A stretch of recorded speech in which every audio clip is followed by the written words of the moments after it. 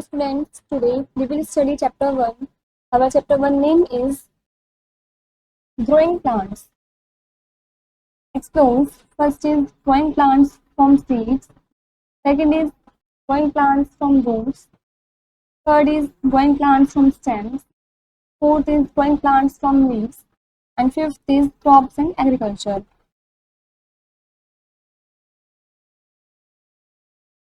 Look at the picture. आपको इन बच्चों को ध्यान से देखना है. Find out any 5 things obtained from plants and write in the space provided. आपको इसमें कोई भी 5 चीजें ढूंढनी है जो प्लांट से मिलती है और जो आपको स्पेसेस दे रखे हैं यहाँ पर आपको उन चीजों के नेम लिखने हैं. Plants and plant products meet our everyday needs. Plant product हैं वे हमारी जरूरतों को पूरा करते हैं, रोजाना की जो नीड्स होती हैं. That is why we need to grow more plants. इसलिए हमें ज़रूरत है काफ़ी सारे प्लांट्स को ग्रो करने के लिए, उगाने के लिए. Plants are amazing. प्लांट्स काफ़ी अमेजिंग होते हैं. They can grow not only from seeds but also from roots, stems and leaves. ये सिर्फ सीड्स से ही ग्रो नहीं होते हैं बल्कि ये रूट्स, स्टेम और लीव्स से भी ग्रो होते हैं. Let us learn how new plants grow. ये पढ़ते हैं कि नए प्लांट कैसे ग्रो करते हैं. Growing plants from seeds. If you eat an apple or an orange, you will find seeds inside. यदि आप एप्पल या ऑरेंज खाते हैं तो आपको उसके अंदर सीड्स मिलेंगे.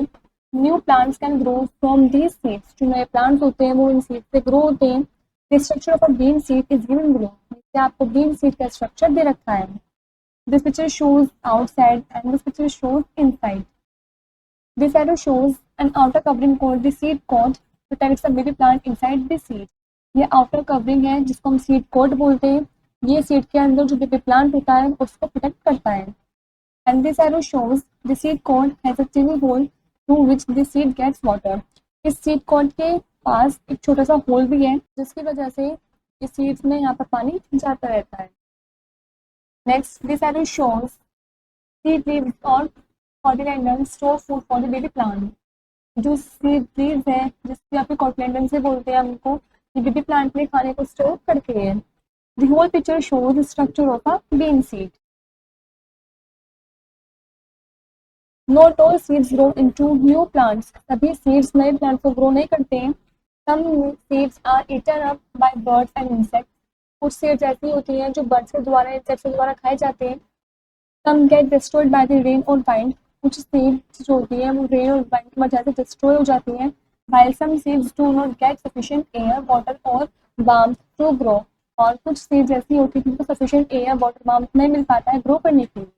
If the seed survives and gets the right amount of air, water and warmth from the sun, it will produce a baby plant और सीडलिंग. यदि एक सीड को सर्वाइव करने के लिए उसको राइट अमाउंट में एयर, वाटर, वार्मथ मिले सन से तो वो एक बेबी प्लांट को प्रोड्यूस करेगा. इट मीन्स सीडलिंग को प्रोड्यूस करेगा.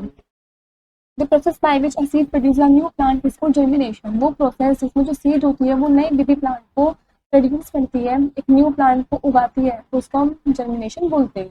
The picture given below show the different stages of germination in a bean seed. जो नीचे आपको पिक्चर दे रखी है इसमें आपको बीन सीड की अलग अलग जर्मिनेशन की स्टेजेस शो कर रखी हैं. This is seed is sown under soil. जो सीड है ये सॉइल के अंदर हमने बो दी है. In this picture shows a seedling appears. एक छोटी सी सीडलिंग अपीयर्स हुई है. Seedling develop fruits and a shoot. जो सीडलिंग्स है वो रूट और शूट को डेवलप कर रही है. Baby plant grows and leaves appear. जो बेबी प्लांट है वो ग्रो हो रहा है और लीव्स पत्तियां भी आ रही हैं. The cotyledon shrink and disappear. जो कॉटिलेडोन है वो श्रिंक हो रही है और डिसअपीयर हो रही है, मींस गायब हो रही है. During the early stages of germination the seedling gets the food required for its growth from the cotyledon. Germination की अर्ली स्टेज पर जो सीडलिंग्स होती है उसको फूड जितना रिक्वायर्ड होता है वो मिलता है उसकी ग्रोथ के लिए कॉटिलेडोन से. After the food stored in the cotyledons has been used up, the seedling gets its food from the soil. उसके बाद जो फूड स्टोर्ड होता है कॉटिलेडन्स में वो यूज्ड हो जाता है और जो सीडलिंग्स होती है उसको उसका खाना सोइल से मिलता है. The seedlings absorb water and nutrients from the soil with the help of its roots. जो सीडलिंग्स होती है वो अपने रूट्स की हेल्प से सॉइल में से वाटर और न्यूट्रिएंट्स दोनों को एब्जॉर्ब कर लेती है. It then develops leaves and grows into a plant. उसमें लीव्स डेवलप होती हैं और एक नए प्लांट को ग्रो करते हैं. Also air, which is required for germination, which is the seeds through pores in the soil. और एयर भी जिसके रिक्वायर्ड होती है जर्मिनेशन के लिए वो भी सीड्स तक पहुंच जाती है सॉइल के अंदर जो पोर्स होते हैं उसके थ्रू। That is why soil is so important for plant growth. इसलिए सॉइल काफी इंपॉर्टेंट होती है प्लांट की ग्रोथ के लिए। What will happen if you sow many seeds too close to one another? क्या होगा यदि आप काफी सारी सीड्स एक साथ ही ग्रो कर देंगे तो? After they germinate, they will struggle for air, water, light, nutrient and the space to grow. Germinate के बाद उनको स्ट्रगल करना पड़ेगा एयर, वाटर, लाइट, न्यूट्रिएंट्स के लिए और जगह के लिए भी। ग्रो करने के लिए उन्हें स्पेस नहीं मिल पाएगा। As a result many of them would die. और इसका रिजल्ट निकल के आएगा तो उनसे काफी सारी जो सीड्स होंगी वो डाई हो जाएंगी, मर जाएंगी। In nature, many plants scatter their seeds in order to ensure that they do not grow too close to one another. और नेचर के अंदर काफी सारे प्लांट्स ऐसे होते हैं जो स्केटर हो जाते हैं, अपने सीड्स को स्केटर कर देते हैं इस ऑर्डर में कि वे पास पास एक दूसरे के ग्रो नहीं हो सकते हैं। In this picture shows wing like structures in some seeds. कुछ सीड्स में विंग लाइक स्ट्रक्चर्स भी होते हैं। तो shows cotton seeds with hair on them. Cotton seeds भी होते हैं जिनके ऊपर हेयर वगैरह भी होते हैं। Next is dispersal. The process by which seeds are scattered away from the mother plant is called dispersal. वो प्रोसेस जिसमें जो सीड्स होती है वो मदर प्लांट से स्कैटर हो जाती है, दूर चली जाती है, हम डिस्पर्सल बोलते हैं। Some ways of seed dispersal are given below. आपको कुछ तरीके दे रखे हैं सीड डिस्पर्सल के। डिस्पर्सल बाय बाइंड, बाइंड के द्वारा डिस्पर्सल होना। Seeds of certain plants are very light and have wings like structures और हेयर ऑन। कुछ सीड्स ऐसी होती हैं प्लांट्स की जो काफ़ी लाइट होती है, काफ़ी हल्की होती हैं, उनमें विंग लाइक स्ट्रक्चर भी होता है, फिर उनके ऊपर हेयर वगैरह भी होते हैं। these seeds are easily carried away by the wind from one place to another. जो सीड्स होती हैं ये आसानी से कैरी किए जा सकते हैं वाइंड के द्वारा कहीं दूर प्लेस पर, एक जगह से दूसरी जगह पर ये कैरी हो सकते हैं। Next is dispersal by water. Water के द्वारा डिस्पर्सल होना। The lotus fruit has a spongy part and the coconut has a fibrous outer covering to enable them to float on water. Lotus fruit के पास spongy part होता है और coconut के पास फाइब्रियस outer covering होती है जो इनेबल होते हैं पानी के ऊपर फ्लोट करने के लिए। Next dispersal by animal. Animal के द्वारा डिस्पर्सल होना। Human beings and animals eat fruits like cherries and mangoes and throw away their seeds. Human beings और एनिमल्स जो होते हैं वो फ्रूट्स खाते हैं जैसे कि चेरीज एंड मैंगोज, और जो इसके सीड्स होते हैं वो ऐसे ही फेंक देते हैं। सम सीड्स हैव हुक और स्पाइन्स। कुछ सीड्स में हुक्स और स्पाइन्स भी होते हैं। They get stuck to the hairy skin of animals and are carried away. जो एनिमल की हेयरी स्किन होती है उस पर स्टक हो जाते हैं और काफी दूर पर कैरी हो जाते हैं। Birds swallow some seeds which come out unchanged in their droppings। Birds भी कुछ सीड्स को swallow करती है जो वापस से ड्रॉपिंग के बाद अनचेंज होकर आती है। Next dispersal by explosion. Explosion के द्वारा डिस्पर्सल होना। The fruits of some plants like the coffee, tea and bean burst open when they are ripe, scattering the seeds in all directions। Fruits, कुछ plants के fruits जैसे कि coffee, T, been, रस ये हो जाते हैं, खुल जाते हैं, जब ये राइप हो जाते हैं, स्कैटर हो जाती है, जो सीड्स होती हैं सभी डायरेक्शन में फैल जाती हैं। This method of seed dispersal is called explosion. Seed dispersal की इस मेथड को हम एक्सप्लोजन बोलते हैं। This picture shows seeds are dispersal by wind. This picture shows seeds of coconut are dispersed by water. Picture shows some seeds are dispersed by birds, and this picture shows seeds of poppy are dispersed by explosion. Growing plants from roots. Food is stored in the roots of carrot, radish, turnip, beetroot and dahlia. जो food है वो stored होता है इन सभी roots में। New plants can grow from these roots. नए plants भी इन रूट से ग्रो होते हैं। This picture shows carrot. A new plant can be grown from a carrot top। जो नया प्लांट होता है वो कैरेट के टॉप से ग्रो होता है। This picture shows dahlia roots can be used to grow new plants। जो dahlia roots होता है उसका हम यूज करते हैं नए प्लांट्स को ग्रो करने के लिए। Some roots can grow into new plants। कुछ रूट्स ऐसे होते हैं जो नए प्लांट्स को ग्रो करते हैं। Activity aim to grow a plant from a carrot top. Carrot top से नए प्लांट को ग्रो करना। Materials needed. क्या क्या मटेरियल्स चाहिए? A carrot, a shallow container and water. Method first is cut off the top portion. आपको carrot का top portion cut करना है। It means the end that has leaves. वो एंड जहाँ पर लीव्स होती हैं of a carrot and place it in a container with the bottom part downward. उसके बाद आपको उस कैरेट को लेना है, कंटेनर के अंदर रखना है, तो उसका बॉटम पार्ट है, नीचे वाला पार्ट है, उसको आपको डाउनवर्ड की तरफ रखना है। Remove all the leaves from the carrot top. Carrot के टॉप से आपको सभी लीव्स हटा देनी है, रिमूव कर देनी है। Second is Add water to the container till half the carrot is covered with water. आपको उस कंटेनर के अंदर पानी को ऐड करना है जब तक जो कैरेट है वो पूरी तरीके से पानी में कवर्ड नहीं हो जाती है. Third is keep the container in a Sunny place. उसके बाद आपको उस कंटेनर को सनी प्लेस पर रख देना है. Observation, after some days new leaves out from the carrot top. आप देखेंगे कुछ दिनों बाद जो नई पत्तियां हैं वो उस कैरेट के टॉप से स्प्राउट हो चुकी हैं.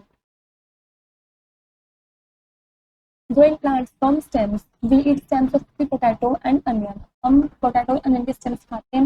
New plants can grow from these stems. नए प्लांट्स इन स्टेम्स से ग्रो होते हैं.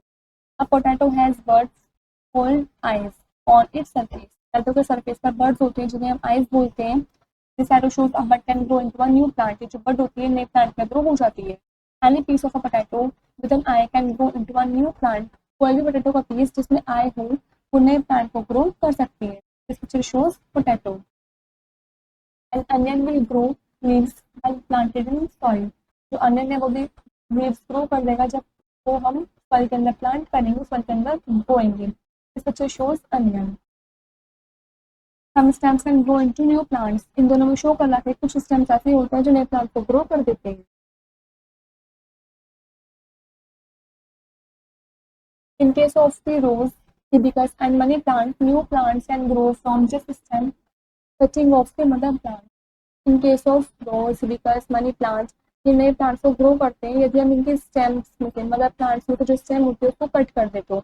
In the future shows first is the stem is cut. इसमें स्टेम कट किया है. Second is the cut portion of the stem is planted in the soil. जो कटेड portion था स्टेम का उसको हमने सॉइल के अंदर प्लांटेड कर दिया है. And third is the stem cutting growth into a new plant. और जो स्टेम कटिंग थी वो न्यू प्लांट में ग्रो हो गई है. Growing a rose plant from stem cutting. हमने रोज प्लांट को ग्रो किया है इसके स्टेम कटिंग से. Growing plants from leaves. The bryophyllum leaf has many birds on its margins.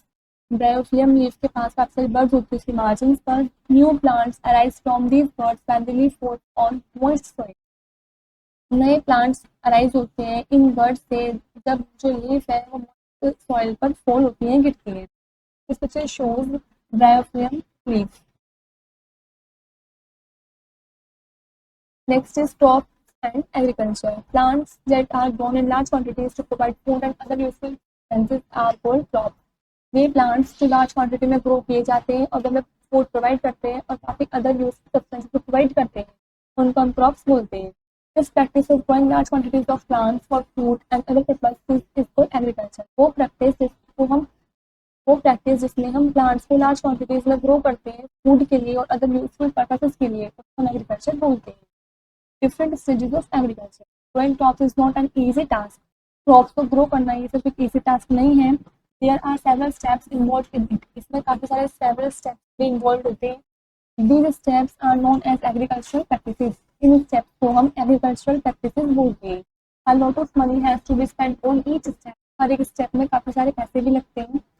After the whole process, if the crops are not protected from pests and other things, it will be a great loss to the farmer. पूरे process के बाद भी यदि crops को protected नहीं किए कर सकते हैं पेस्ट या फिर दूसरी चीज़ों से तो काफ़ी ज़्यादा नुकसान होता है फार्मर्स को. The various stages of a crop production are as given below. नीचे आपको कुछ स्टेजेस दे रखे हैं crop production. First stage the field is plug. जो फील्ड है वो प्लग होना चाहिए. It loosens the soil. वो सॉइल को लूसन करना चाहिए. This helps to get air into the soil. जिससे हेल्प मिलेगी एयर को सॉइल के अंदर जाने के लिए. Second is manures like cow dung and chemical fertilisers are added to enrich the soil. Soil की एनरिचमेंट के लिए हमें सॉइल के अंदर मैन्योर्स को ऐड करना चाहिए जैसे कि cow dung and chemical fertilisers वगैरह. Third is healthy seeds are sown. हमें हेल्दी सीड्स को ही बोना चाहिए. Fourth is the crop is irrigated. जो क्रॉप है वो इरिगेटेड होती है. It means water. उसमें पानी देना चाहिए. Fifth is the crop is harvested. तो क्रॉप हार्वेस्टेड होनी चाहिए. Six is it is ready to be consume. उसके बाद वो तैयार हो जाते हैं कंज्यूम करने के लिए. The whole picture shows different stages of agriculture. Protecting the crops. Crops need protection from birds, insects, rats, etc. before and after harvesting. Crops को जरूरत होती है प्रोटेक्शन की बर्ड से, इंसेक्ट से, रेट से, एक्सेट्रा. हार्वेस्टिंग से पहले भी और हार्वेस्टिंग के बाद भी. They are spread with pesticides to protect them from insects and other harmful animals. इनमें स्प्रे कर दिया जाता है पेस्टिसाइड्स वगैरह से, जिससे कि ये प्रोटेक्ट रहे, बचे रहे इंसेक्ट्स और अदर हार्मफुल एनिमल्स से। Farmers also use their crops to scare birds away from fields where crops are grown. Farmers जो हैं वो स्केयर क्रोप्स का भी यूज करते हैं, जिससे कि जो स्केयर बर्ड्स होती हैं वो फील्ड से जहाँ पर ग्रो हो रही है उनसे दूर रहें। In hilly areas, people grow crops by cutting steps into the mountain sides. Hilly areas में जो people है वो crops को grow करते हैं cutting steps के द्वारा mountain sides पे। This is known as step farming or terrace farming. हम step farming या फिर terrace farming बोलते हैं। A particular crop may grow well in one season and may not grow that well in another season. जो particular crop होती है वो एक सीजन में अच्छी तरीके से ग्रो होती है और दूसरे सीजन में अच्छे से ग्रो नहीं हो पाती है। That is why farmers grow different crops in different season. यही कारण है जो फार्मर्स है वो अलग अलग सीजन में अलग क्रॉप्स को ग्रो करते हैं, क्योंकि कुछ क्रॉप्स ऐसी होती हैं जो समर सीजन में ग्रो होती हैं, कुछ क्रॉप्स ऐसी होती है जो विंटर सीजन में ग्रो होती है। इसके अकॉर्डिंगली जो फार्मर्स हैं वो क्रॉप्स को अलग अलग सीजन में ग्रो करते हैं। Crops grown from June to October are known as kharif crops. वे क्रॉप्स है जो जून अक्टूबर तक ग्रो होती है उसको हम खरीफ क्रॉप्स बोलते हैं। These crops depend largely on the monsoon rains। ये जो क्रॉप्स होती हैं ये काफ़ी ज़्यादा मानसून रेन्स पर डिपेंड होती हैं। Examples of such crops are rice and maize. आपको एग्जाम्पल सिलेक्ट करें क्रॉप्स के, वो है rice and maize. Crops grown from November to April are called rabi crops. वे क्रॉप्स नवंबर टू अप्रैल में ग्रो होती हैं उनको हम रबी क्रॉप्स बोलते हैं। These crops do depend on the monsoon rains। ये जो क्रॉप्स होती है मानसून रेन्स पर डिपेंड नहीं होती हैं। Examples of such crops are wheat and legumes. आपको कुछ एग्जाम्पल्स रखिए इस क्रॉप्स के, वो है wheat and legumes. Next, mind sparkle. First is plants can grow not only from seeds but also from roots, stems and leaves। Plants सिर्फ seed में से ही ग्रो नहीं होते हैं बल्कि रूट, स्टेम और लीव्स में से भी ग्रो होते हैं। Second is if the seed gets the right amount of air, water and warmth, it will produce a baby plant or seedling। यदि एक सीड को राइट अमाउंट में एयर, वाटर, वार्मथ मिल जाती है तो वो एक बेबी प्लांट को या फिर सीडलिंग को प्रोड्यूस करता है। Third is the process by which seeds are scattered away from the mother plant to dispersal. वो प्रोसेस जिसमें मदर प्लांट में से जो सीड्स होती हैं वो स्कैटर्ड हो जाती हैं, दूर चली जाती हैं, उस प्रोसेस को हम डिस्पर्सल बोलते हैं। Fourth is buying water and animals help in the dispersal of seeds. Buying water और एनिमल्स ये हेल्प करते हैं डिस्पर्सल ऑफ सीड्स में। Last is crops need to be protected from birds, insects, rats, etc. before and after harvesting। Crops को जरूरत होती है protect करने के लिए बर्ड्स, इंसेक्ट, रैट्स एक्सेट्रा, इन सब से हार्वेस्टिंग के पहले भी और हार्वेस्टिंग के बाद भी। This is where the chapter is complete.